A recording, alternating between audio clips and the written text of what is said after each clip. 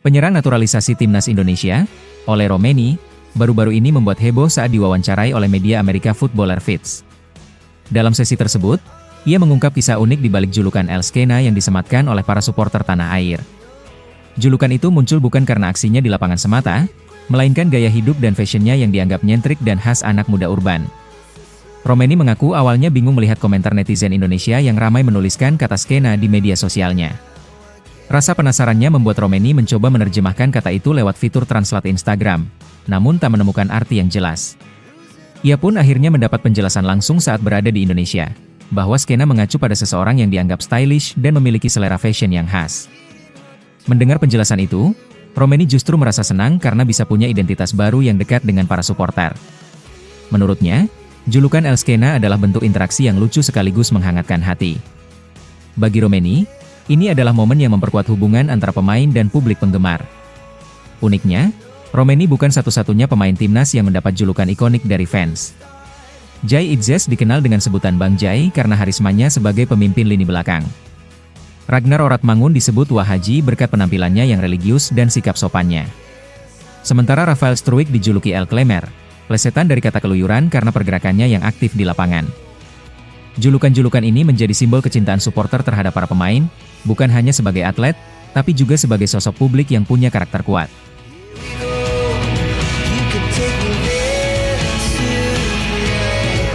Pandit senior Roni Pangemanan atau Bung Ropan kembali mencuri perhatian dengan pernyataannya soal skuad timnas Indonesia jelang laga penting kualifikasi Piala Dunia 2026. Dalam tayangan di kanal YouTube-nya, Bung Ropan menyuarakan desakan agar pelatih Patrick Kluivert mempertimbangkan pemain-pemain dari Persib Bandung. Alasannya sederhana, Persib baru saja keluar sebagai juara Liga 1 musim ini dan beberapa pemain lokal mereka tampil cemerlang sepanjang musim. Bung Ropan menilai ada keadilan yang perlu ditegakkan dengan memberi kesempatan pada pemain dari tim juara. Salah satu nama yang disorot adalah Beckham Putra Nugraha. Meski masih berusia 23 tahun, Beckham menunjukkan kematangan permainan yang luar biasa. Ia mencetak 7 gol dan 3 assist dalam 32 pertandingan di semua kompetisi musim ini. Statistik tersebut menjadikannya salah satu gelandang muda lokal terbaik di liga saat ini. Bung Ropan menyebut bahwa dengan performa seperti itu, Beckham layak diberi panggilan ke timnas, apalagi jika menilik keputusan Kluivert sebelumnya yang sempat mengejutkan dengan memanggil pemain seperti Septian Bagaskara ke laga internasional. Selain Beckham, Edo Febriansah juga disebut pantas mendapat kesempatan. Sebagai bek kiri utama Persib musim ini, Edo tampil konsisten dan hampir tak tergantikan di bawah asuhan Bojan Hodak. Namun menurutnya, tetap ada ruang untuk memberi kesempatan pada Edo sebagai bentuk apresiasi terhadap kontribusi pemain lokal dalam membawa Persib ke tangga juara. Bung Ropan menegaskan bahwa memanggil pemain dari tim juara bukan hanya tentang reward, tapi juga tentang menjaga semangat kompetitif antar pemain lokal. Ia menilai wajar jika supporter dan pengamat berharap ada wajah-wajah baru dari tim terbaik di liga.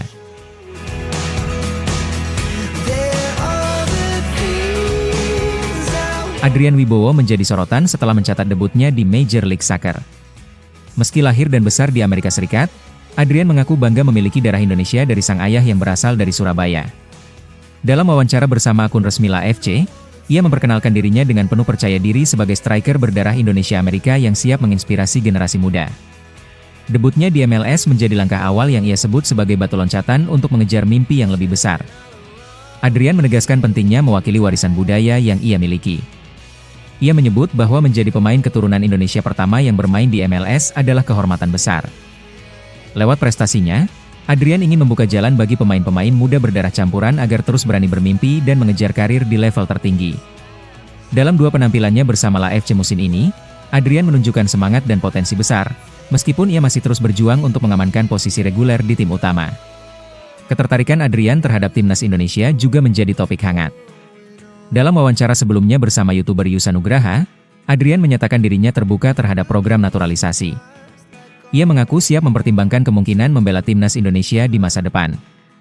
Meski pernah memperkuat timnas U17 Amerika Serikat, Adrian tetap memiliki peluang untuk berganti kewarganegaraan karena belum bermain di tim senior. Komitmennya untuk terus berkembang dan membuka opsi internasional menunjukkan kedewasaan dan kedalaman visinya sebagai pemain muda. Tak hanya soal karir, Adrian juga menyimpan kecintaan terhadap budaya Indonesia. Ia menyebut makanan khas seperti nasi bungkus dan martabak sebagai favoritnya. Meski tumbuh di Amerika, selera dan identitas Indonesia tetap terasa dekat di hatinya.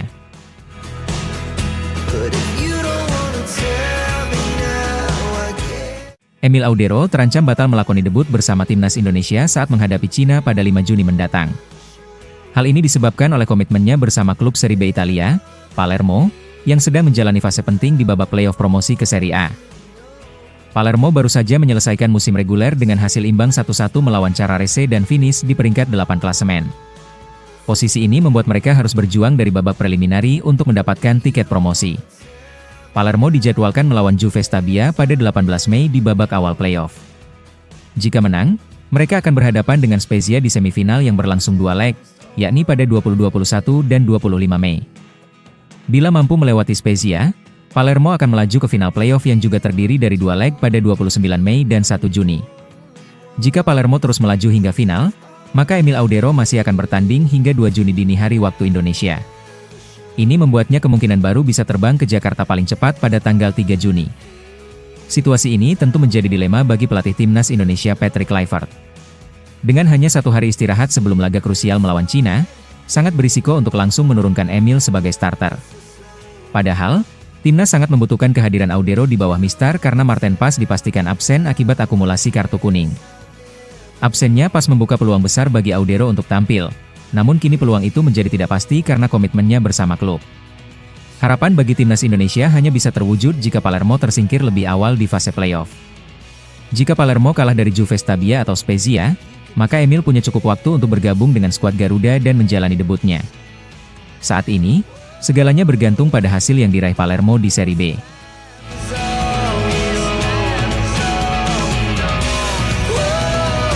Kehadiran Elkan Bagot di Bali mendadak menjadi sorotan publik, terutama para pendukung timnas Indonesia. Keberadaannya terungkap dari unggahan foto bersama salah satu pengguna media sosial, DWKNDRNN. Momen ini langsung menimbulkan spekulasi bahwa Bagot akan bergabung dalam pemusatan latihan timnas Indonesia jelang laga melawan Cina dan Jepang dalam kualifikasi Piala Dunia 2026. Apalagi, pemusatan latihan tersebut memang dijadwalkan berlangsung di Bali mulai 26 Mei mendatang. Alasan pemilihan Bali sebagai lokasi latihan pun cukup menarik. PSSI ingin memberikan suasana yang lebih santai kepada para pemain, khususnya mereka yang baru menyelesaikan musim kompetisi di luar negeri. Bali dipilih agar latihan bisa dikombinasikan dengan momen relaksasi. Selain Elkan Bagot, beberapa pemain lain yang juga sudah terlihat di Bali adalah Asnawi Mangkualam, Marcelino Ferdinand, dan Ronaldo Kuateh. Ketiganya juga merupakan pemain luar negeri yang berpeluang besar dipanggil ke timnas. Kembalinya Elkan Bagot menjadi sorotan tersendiri karena sudah cukup lama ia absen dari skuad Garuda. Terakhir, namanya mencuat saat PSSI memanggilnya untuk memperkuat timnas U23 dalam kualifikasi Olimpiade 2024, namun ia tidak memberikan respons. Sejak saat itu, hubungan Bagot dengan timnas terkesan renggang.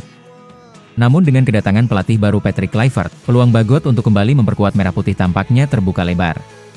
Hingga kini, PSSI masih belum secara resmi mengumumkan daftar pemain yang dipanggil untuk pemusatan latihan di Bali.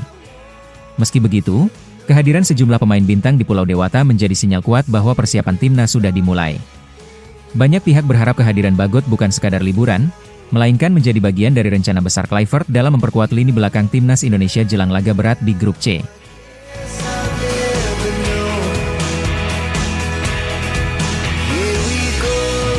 Kabar kurang menggembirakan datang dari Jai Itzes menjelang laga krusial melawan Cina dalam lanjutan kualifikasi Piala Dunia 2026.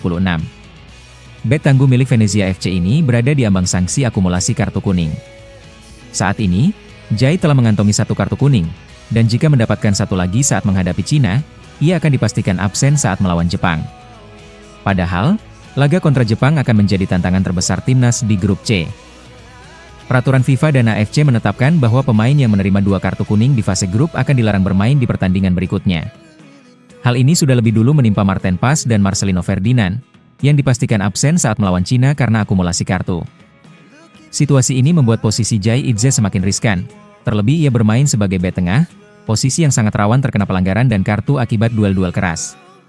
Laga kontra Cina diprediksi berlangsung ketat dan syarat tensi tinggi, karena kedua tim masih berjuang untuk mengamankan posisi di klasemen. Dalam situasi seperti ini, Jai Itzes dituntut bermain sangat cermat dan disiplin agar tidak terkena kartu kuning kedua. Ini jelas bukan tugas mudah. Sebagai pemain belakang, Jai akan sering berhadapan langsung dengan pemain depan lawan, dan tekanan tinggi bisa memicu keputusan spontan yang berujung pada pelanggaran. Bukan hanya Jai, ada 5 pemain lainnya yang juga terancam sanksi akumulasi jika kembali menerima kartu. Kevin Dix, Kelvin Verdong, Muhammad Ferrari, Ivar Jenner, dan Nathan Chuaon. Jika tak dikelola dengan baik, Indonesia bisa menghadapi laga berat melawan Jepang dengan kekuatan pincang. Kini, Patrick Kluivert harus menyusun strategi jitu agar anak-anak asuhnya tetap tampil agresif namun tetap aman dari risiko kehilangan pemain kunci di pertandingan berikutnya.